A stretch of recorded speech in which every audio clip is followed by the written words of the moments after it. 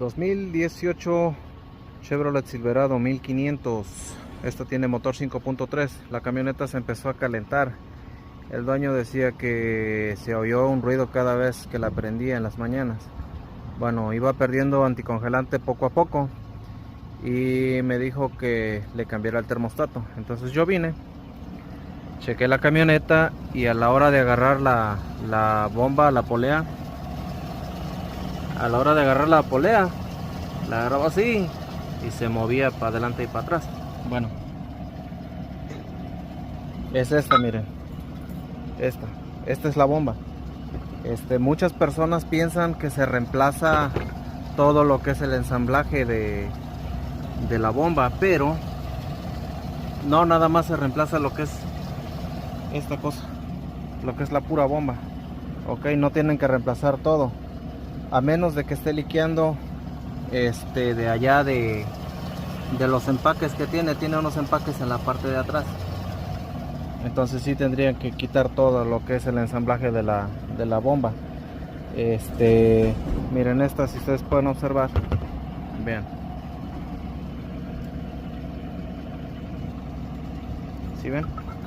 Bueno, esta lleva 6 tornillos del número 10. La bomba va a estar así, ok, entonces ustedes tienen que darle vuelta ahí. Tienen que quitar lo que es la presión de la banda. En este caso, déjenles muestro cómo está para que ustedes se den una idea y no batallen tanto a la hora de hacer este trabajo. Bueno, en esta parte tiene ese orificio y ok, esos son los que van en la parte de arriba. Estos van así. Entonces alinean los hoyitos de la polea con los de la bomba y son tornillos de 10 milímetros. Ok, los aflojan todos. Esta sale, metemos la nueva, pero en lo que es la parte de aquí lleva un empaque que viene con la bomba, uno de estos.